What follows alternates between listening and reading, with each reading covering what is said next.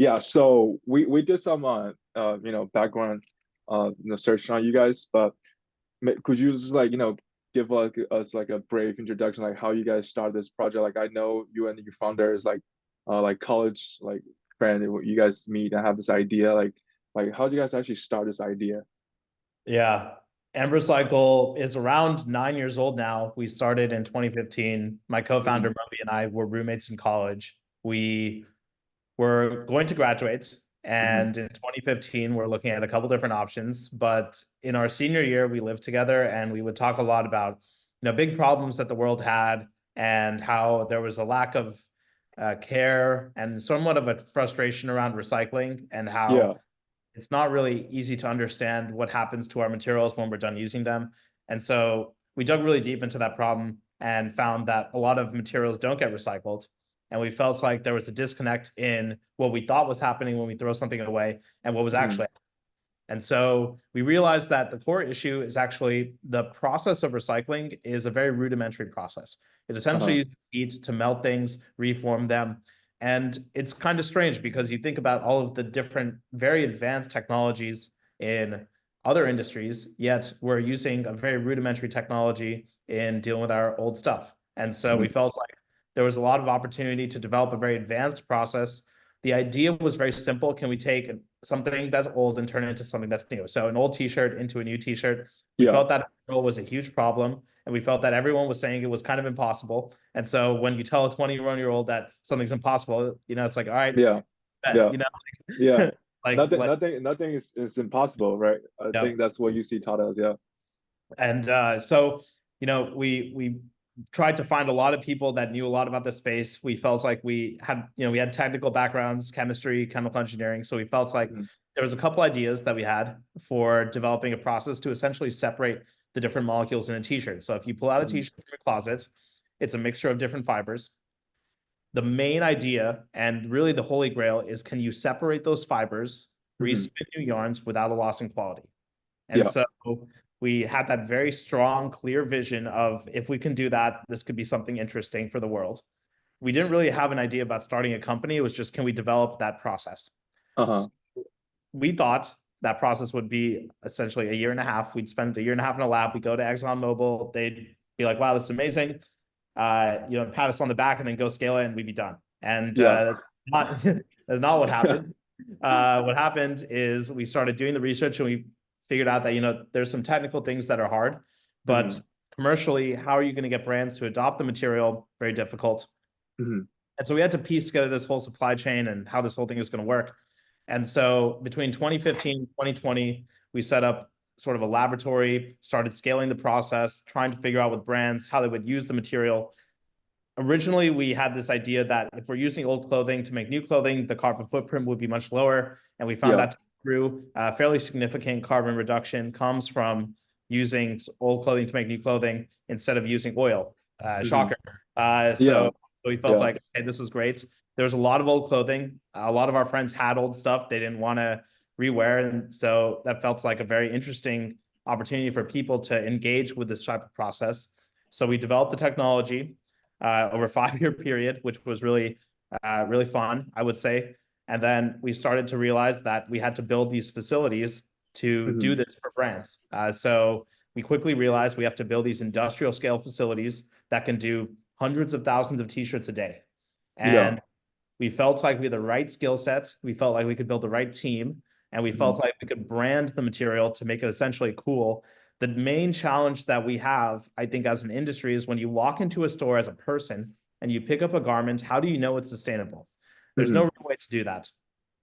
The real opportunity is trying to figure out how to make material or a garment desirable by doing something other than just coloring it green.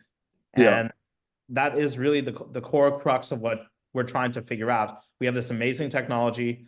We now have a very sophisticated, large team, engineers, scientists, commercial, brand marketing, sales.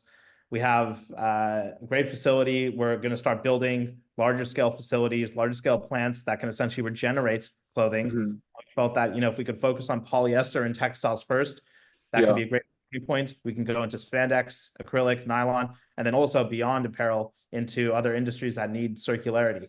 which is something at the time, 2015, no one was talking about, but trying to be circular is now a very, very important thing for a lot of industries. So it's been a great journey. We are definitely still at the very beginning of it. This is something that I didn't realize would be something I'd feel so passionately about. It really has become a true passion. It's something that my co-founder Moby and I, we're still, the best of friends, building this every day. It's truly a dream come true, and definitely very excited for getting to commercial scale and really getting this to work. Yeah. Oh, my partner Marcus is joining us. Let me introduce Marcus. He's also a student at UCSD. We're like the two people when we're doing this research. We kind of like going to like Garmin. That was like our first like Yeah, idea. But it turns out like we don't have like much background like like, as you guys in chemistry. We're like more on the business side, so we kind of pivoted into a different field. But oh my gosh, like you guys are the front runner, like the trailblazer, like in this industry, like when I was going on like on Instagram, like I went to all those like Moody's office hour. yeah, I yeah, learned a yeah. lot about it. Yeah, it's great. Yeah, Yeah. yeah. Yeah. So I think a question I want to ask is like, what are some of the like significant challenge you guys have encountered like in the early stage of the of the project, like before you guys bring it to upscale, just like doing research? Have you guys like contacted professors or or any of the school like UC Davis like innovation labs or something to help you guys do the research? Yeah, we had a professor initially that was very supportive at UC Davis that was basically telling us you should pursue anything you think is possible. And that Mm-hmm. was incredibly important as someone with no work experience, no past internships, etc. Having someone Yeah, say, hey, this is something worth considering. I've been doing this for 20 years. I've been doing science. This seems real. That's very helpful. Mark Facciati is a professor at UC Davis. He's very instrumental in allowing us the space to try and figure out, okay, how would this work? And then telling us, hey, you can do it, which I think is very important to hear. The I would say that the biggest challenges have been trying to adjust to the timelines that the world operates on. yeah. If the world was operating on a faster timeline, I think we would be able to get things done quicker. I think Mm-hmm. there's been a slowdown in apparel over the past 100 years of how things move, Yeah, and it's very large, very complicated. But I think the speed at which things happen has been incredibly frustrating for people that don't have, let's say, work experience. We were never normalized to the way that the real world works.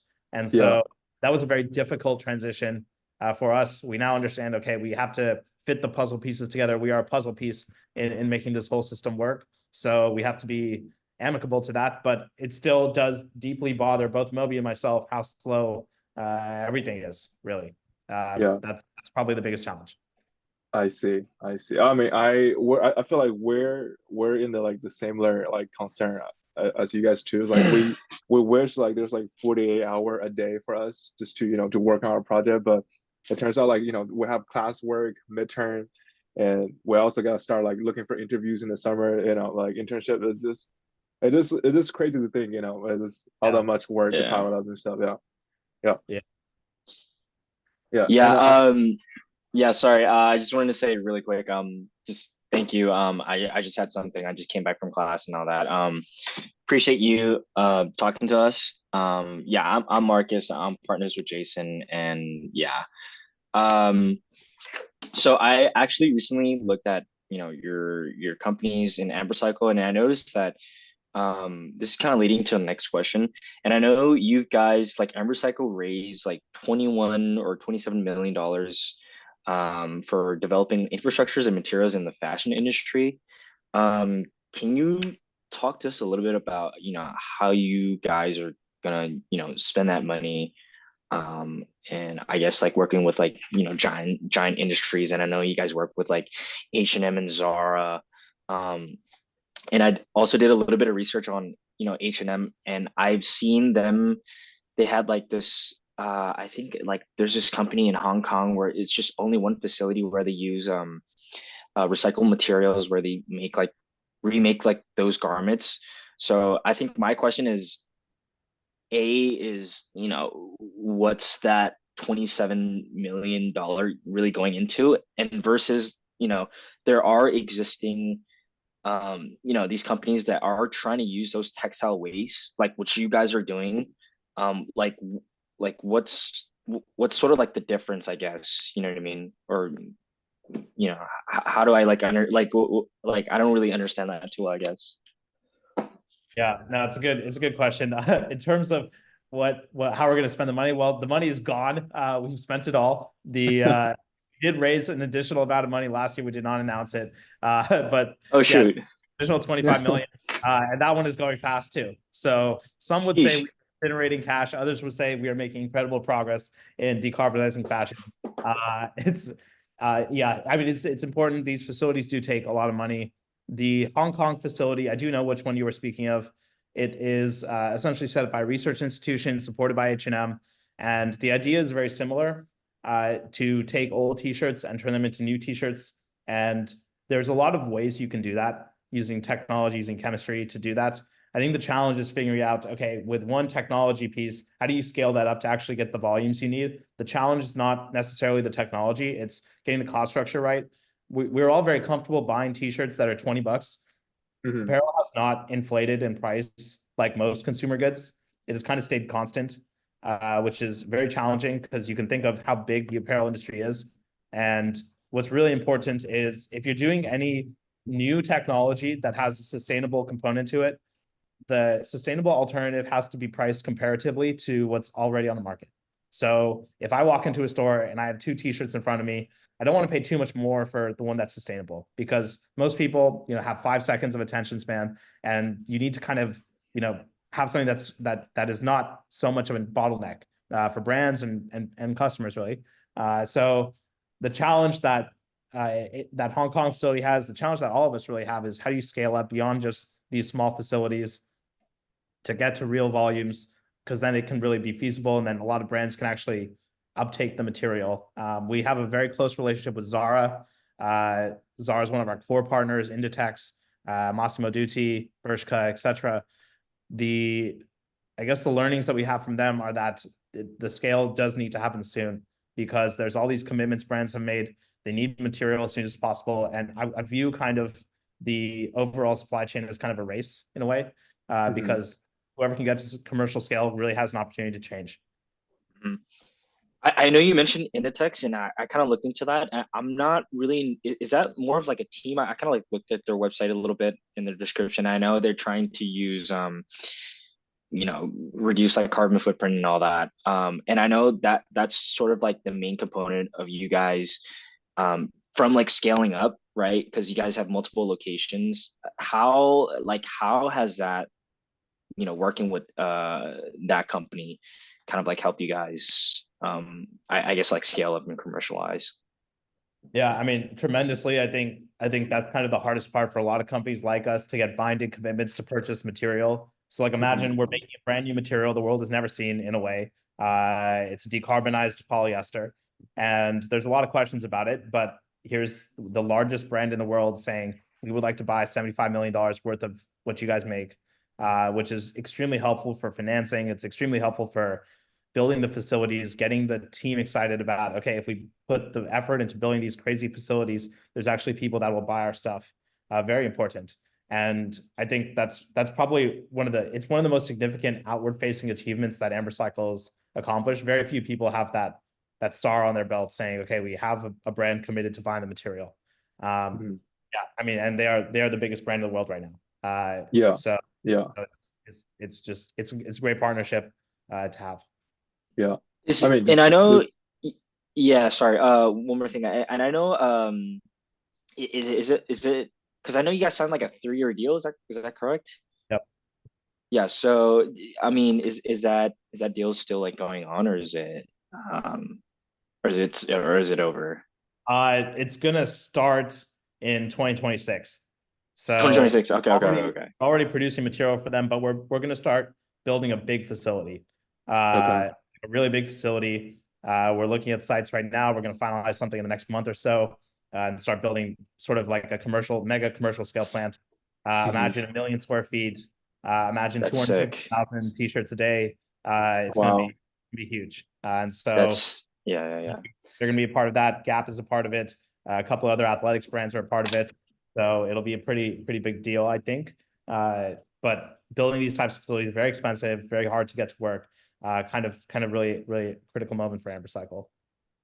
Yeah. I jump on that, like talking about Zara, like I recently just bought a Zara, so I'm not sure. Maybe it's from AmberCycle. Yeah. The So stuff that we have that's our stuff, it's primarily in Europe right now. oh, We have okay. a small facility, so we're not really like we're sold out for the next year and a half. It's Uh-huh. primarily going to Europe, Spain, and Germany is where sales are. Our I Cyclora see. brand is on the garments that they're selling that's with our stuff. So you'll be able to know that it's our material. I That's see. I sick. see. Yeah. Oh, and just talking about like upscaling the market, like in the beginning phase, right? Like when you guys first have this idea and you guys start doing like testings, like how'd you guys start like actually upscale this idea to the market? Were you guys like partner with like a smaller brand to have this idea start going, or some like a investor they like help you guys to connect with like a brand manufacturer and stuff? Yeah, I think the biggest help, at least for commercialization, has been H&M has been an investor since 2018, very long-term partner for us, kind of the comparator to Zara, if you will. So, but I mean, it's a great brand as well. I mean, the price points are lower, the quality, the product is a little different, but great global brand. They've helped us a lot. They've helped build confidence in the material. We launched product with H&M in 2020, one of the Hmm. first product launches we had. We did start with smaller designers. Our first launch was actually for a bicycle jersey. That was the first product. We did a couple Los Angeles-based designers initially, and then started doing the bigger brands. H&M, Saucony Hmm. were sort of our first two main launches. Now we got a lot more in the pipeline and stuff, but yeah, starting small and then getting into the bigger ones has been really the way to do it. I see. I see. Appreciate that. Yeah. And I think as of right now, because you guys have already established so much in the industry now, like um, what are some of the challenges like as right now? Like I know like all business is saying like, oh, like money is a big problem and like just cash flow, but do you guys have encountered any like the challenges like innovations or things like that? I think the big challenge is for building facilities, just cost and schedule, because I Hmm. think in terms of revenue, these types of businesses are very attractive to a lot of Yeah. brands. Real challenge is, can you actually make the material? If you think about Tesla and the challenges they've had over the past 10 years, the main ones are basically, can they make the cars? It wasn't Hmm. that can you buy the cars. People wanted the cars. Yeah. Same thing with like Beyond Meat. Think about Beyond Meat. Can they bring the price point down enough so people can buy it? Still a challenge. I think getting to commercial scale, getting to manufacturing scale, getting the cost points down is the main challenge. That I see. probably that's done right, then I think a lot of issues can solve themselves. That's kind of the core challenge. I see. I see. Marcus, do you want to jump to the next one? So we have like Yeah. we have some like question writing it out. Yeah. Yeah, Is yeah, I yeah, yeah. No worries. have about 7 minutes, by the way. I have a hard stop 1:30. Hopefully that's okay. Yeah, that's 1:30. fine. Okay. Yeah. I think one last question about just your company is what's like, and I know like in 2026, I know you guys are gonna have like working with these big brands, but I guess like after that, like where do you see like this company in like the next 5 or 10 years? Like, do you guys see you guys working with all these giant industries where Sakura or like the material you guys are using like integrated into like all these like fast fashion industries and really solve this kind of like textile waste sort of kind of issue that we have going on, because that's sort of like the project that we're trying to I guess in a way trying to like solve and figure out. Is that like the direction of the company that's going towards, or what's kind of like the philosophy and like the mindset going into like the next 5 or 10 years? Yeah, I kind of think about it in sort of two tracks. The first track is building these commercial scale facilities to get Zara, H&M, Uniqlo's of the world decarbonize, get their carbon footprint down so that they can start saying, okay, our business model is sustainable. I think that's important. People are just going to continue to buy stuff. Very important for them to decarbonize, and they're not going to be able to do it alone. They need partners like us to figure it out. I think that's building these commercial scale facilities, heavy capital expenditures, steel in the ground, essentially building new infrastructure. That's one track of goals. We have to build out facilities, etc. I think the second goal is I want to see Cycora as a brand with other Mhm. brands that are valuable. So on that track, smaller volume, higher value, Cycora Montclair, Cycora Stone Island type collaborations. I Yeah. think it's in the short term, You can make a lot of money building the facilities, but to become a Gore-Tex, you have to kind of become intangible and build a brand that's valuable over time. Building brands is very hard. It takes a lot of time, and it takes investment, quite frankly. But I think if done right and just grown organically, the approximate end state that is ideal is we have these facilities that are producing material for Zara, H&M, and then we have collaborations with Monclers of the world to tell a story. I see. I I see. see. I see. I think because I know you're running on a very tight schedule. I think the last question is like, can we follow you? Can we connect with you on LinkedIn? Oh, of course, yeah, of Yeah, course. I appreciate that. Yeah. Because Uh, we're gonna just do some report and just to be like, hey, we talked to him, like we finally talked to him, we want to share this news to the people who care on the sustainable world and stuff. Yeah. No, that's great. Yeah, and if you're ever in LA, we're near Culver City. If you're ever in town, you can feel free to stop by our offices. We can show you around. Really? Yeah. Nice. Yeah, we're in San Nice. Diego, and I'm always in LA and all that. I guess just one last question. Like we like to ask like all of our interviewees and all that. Because we're trying to work on sustainable. Yeah, I mean, outside of like the project that we're working with, like we're trying to work on like sustainable clothing and all that. Is there any advice or anything like we should ask that we didn't ask? That's a good question. Yeah, sorry. We keep the hardest question at the end. Yeah. Yeah, I mean, get the brain juices going. Yeah. I think the only, I don't know if it's a question, but I think the only thing that I found to be very, very strange is how non-linear this whole path has been and how you can't really predict how developing something new is going to go. I think the challenge that we're taught, there's a path and you have to go down that path, but the path, like it completely changes. And if you asked me like 5 years ago, like what our path to scale would be, I would have said something that would have 100% been wrong because it was impossible to predict like what is required at one stage versus the other stage. I think that's what I've been most shocked about by how completely wrong the predictions that I made a couple years ago were. I don't know if that's necessarily a question, but that's kind of it's jarring how surprising this whole journey has been. I see. See. I see. Well, See. I think we're almost there, but we can't thank you enough for agreeing to talk to us. Yeah. Marcus, you got anything to say? I mean, I mean, just like last second comment, like, yeah, we like Jason and I, we're just super excited just to like talk to you and like, we actually talked to what's it called, Dinosaur Hampton, a guy who actually uses your material, yeah, and then he kind of like referred you to us. So yeah, I think that's something like your company, that's something like we like really want to do, but it's just we just got to put in the time in, I guess. Yeah, I mean, if you want to start your own thing, I would recommend it. I'm biased. It's just a lot of work, but I mean, it's possible over time. Anything is possible. So, I mean, yeah, it's always a great learning experience too. I mean, really, really is good. Yeah. I mean, do you enjoy your work? Like, are you happy? Like, like, of course, you know what I mean? Like, are you like, do you love it? Like, you wake up every day, like, you can't sleep at night sometimes. Like, is it like something like, you're like, oh shoot, like, I have to go to work or whatever, like. I was thinking about this the other day.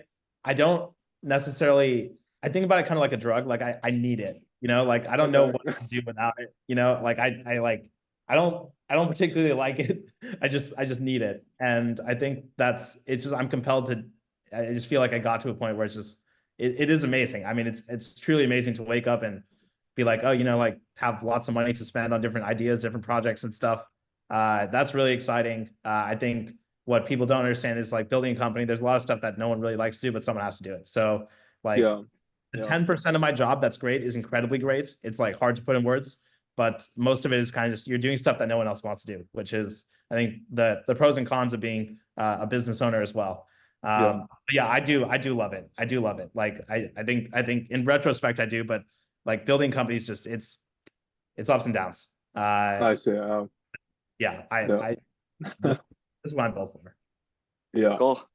Well, Shay, yeah, thank you so much for talking to us. If we can have another chance, like we would love to follow up and yeah. Any last words, Jason?